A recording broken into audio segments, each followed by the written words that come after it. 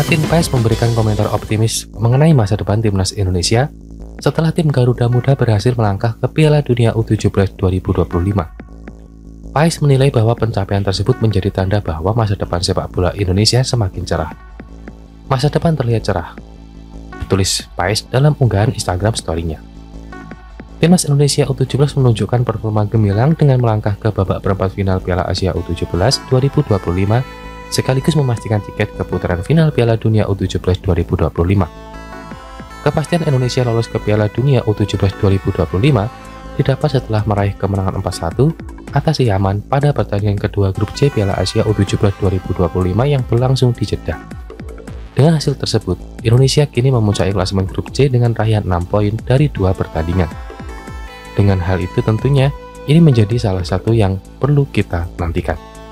Lebih lanjut lagi, hal ini menjadikannya sebagai sudah pasti motivasi tersendiri bagi para pemain yang ada.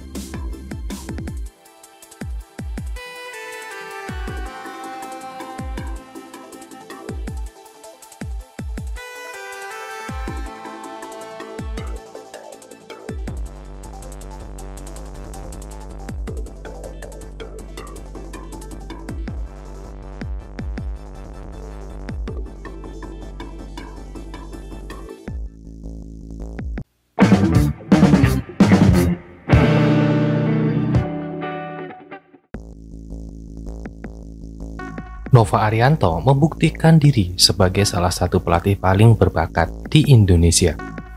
Juru taktik berusia 44 tahun ini berhasil membawa timnas U17 Indonesia lolos ke putaran final Piala Dunia U17 2025 dan menciptakan rekor baru dalam sejarah sepak bola tanah air.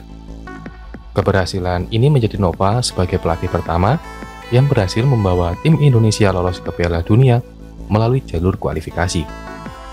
Sebelumnya Indonesia pernah tampil di Piala Dunia U20 1979 dan Piala Dunia U17 2023, tetapi bukan melalui proses kualifikasi yang kompetitif.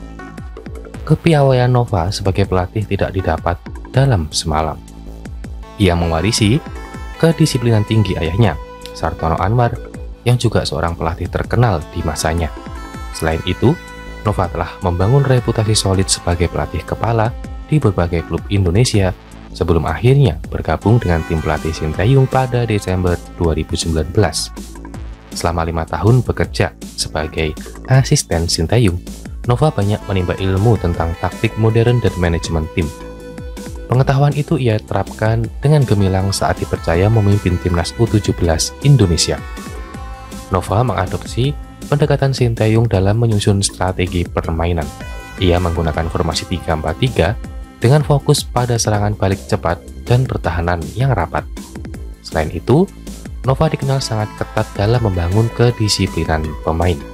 Dia melarang pemain aktif di media sosial selama masa persiapan. Nova juga menerapkan latihan fisik ekstra berat untuk meningkatkan ketahanan stamina. Sinteyong mengaku sudah tahu Nova akan menjadi pelatih yang andal. Dia adalah satu-satunya pelatih Indonesia yang bekerja dengan saya selama 5 tahun. Ketika saya menjadi pelatih timnas Indonesia, dia sangat bersemangat, baik hati dan sopan. Dia adalah pelatih yang sudah saya amati. Saya percaya diri bahwa Nova akan menjadi pelatih yang andal di Indonesia, kata Sinteyong.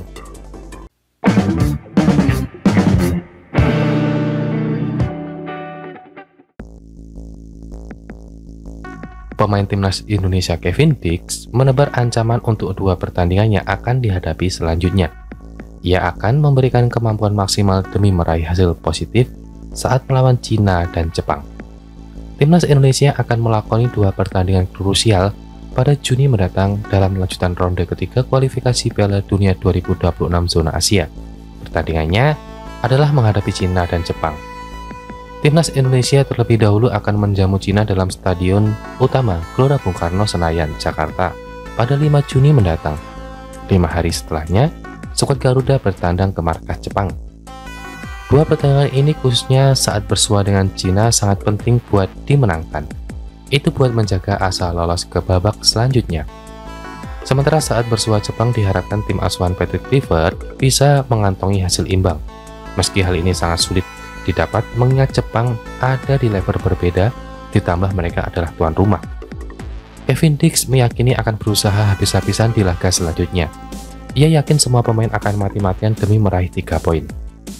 Saya akan memberikan segalanya di pertandingan berikutnya, kata Kevin Dix. Lebih lanjut, Kevin Dix menceritakan timnas Indonesia sedang dalam kepercayaan diri yang bagus. Itu setelah di pertandingan terakhir bisa mengalahkan Bahrain dengan skor tipis 1-0. Kemenangan itu dianggap Dix menjadi modal yang sangat berharga buat menantang Cina. Ini karena negara tirai bambu itu memiliki kemampuan tak jauh berbeda dari Bahrain. Kami memenangkan pertandingan melawan Bahrain dan itu hasil yang penting, sambung Kevin Dix. Saya pikir hasil itu merupakan salah satu yang terpenting. Sama halnya yang kami lakukan saat melawan Arab Saudi, tapi yang satu ini sangat penting, ucapnya. Kevin Dix membuat pengakuan dirinya sempat mengalami mental drop. Ini karena kegagalannya mencetak gol penalti saat berhadapan dengan Australia beberapa waktu lalu. Ketika itu, timnas Indonesia mendapat peluang mencetak gol dari titik putih di saat pertandingan masih di menit-menit awal. Sayang tembakan Kevin Dix mampu ditepis oleh kiper Australia. Alhasil dalam laga itu timnas Indonesia tumbang dengan skor telak 1-5. Banyak yang memprediksi andai Kevin Dix bisa membesokkan bola, jalannya pertandingan bisa lain. Kevin Dix merasa bersalah karena hal itu. Ia dan seluruh pemain tim Indonesia mampu bangkit setelah mendapat dorongan semangat dari para supporter. Saya tidak muda lagi, jadi saya tahu bagaimana cara untuk bangkit dari situasi seperti itu. Dukungan dari orang-orang di sana dan saya sendiri bisa membuat kondisi mental cukup baik untuk pulih dari kekalahan di Australia, kata Kevin Dix. Saat ini, klasemen sementara grup C menunjukkan persaingan yang cukup. Timnas Indonesia U17 juga saat ini berada di posisi kedua juga mengumpulkan total poin yang juga berimbang.